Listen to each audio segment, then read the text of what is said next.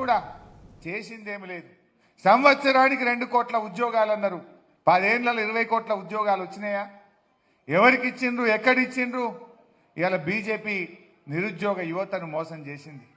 అంతేకాకుండా make in India make in India అన్నారు. ఏమైంది మేక్ ఇన్ ఇండియా? అంతా మేక్ ఇన్ చైనానే నడుస్తుంది. 10 ఏళ్ళ అవకాశం ఇచ్చినా మేక్ ఇన్ ఇండియాను అట్టర్ ఫ్లాప్ చేసింది ఇవాళ బీజేపీ పార్టీ. ఈ రకంగా బీజేపీ ధరలు పెంచింది.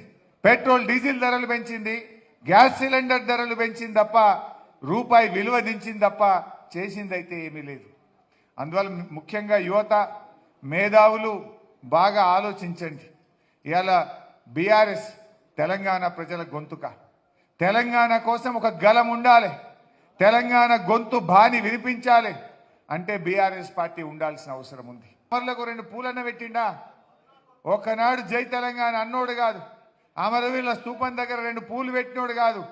మరి ఇటువంటి వాళ్ళ చేతుల్లో ఈ తెలంగాణ ఉంటే ఏమవుతుందో ఆలోచించండి. ఇలా రాకేష్ అయినా మనందరం తెలంగాణ ఉద్యమంలో ఎంతో పోరాటం చేసినాం. జైళ్ళల్లో పడ్డాం, లాఠీ దెబ్బలు తిన్నాం. ఇదే రేవంత్ రెడ్డి తుపాకీ పట్టుకొని వచ్చిండు, ఎవడరా జై తెలంగాణ అంటాడు అని. ఉద్యమకారుల మీద తుపాకీ పెట్టినటువంటి వ్యక్తి. అటువంటి వ్యక్తి పట్ల మనం జాగ్రత్తగా ఉండాల్సినటువంటి అవసరం ఉంది. రేపు 10 ఏళ్ళు కాబోతున్నది. రాష్ట్రం ఏర్పడి 10 ఏళ్ళు అయ్యే సందర్భంలో హైదరాబాద్ను జాయింట్ క్యాపిటల్ చేయాలని కుట్రలు జరుగుతూ ఉన్నాయి. హైదరాబాద్లో జాయింట్ క్యాపిటల్ ఇంకో 10 ఏళ్ళు పెంచాలని కుట్రలు జరుగుతూ ఉన్నాయి.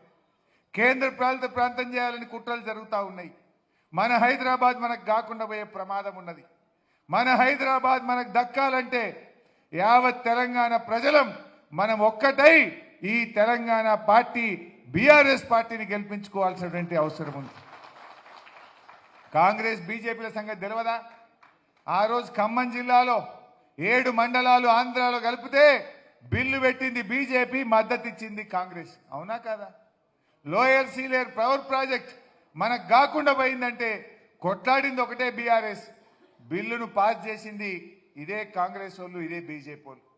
రేపు జాయింట్ క్యాపిటల్ విషయంలోనైనా కేంద్ర పాలిత ప్రాంతంగా హైదరాబాద్ మీద జరిగే కుట్రలను తిప్పికొట్టాలంటే అది బీఆర్ఎస్ పార్టీతో మాత్రమే సాధ్యమవుతుంది.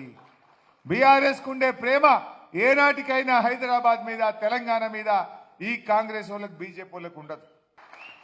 బీజేపీ వాడు నీళ్లు తీసుకుపోతా అంటుండు, కాంగ్రెస్ వాడు తలకాయ ఊపుతున్నాడు.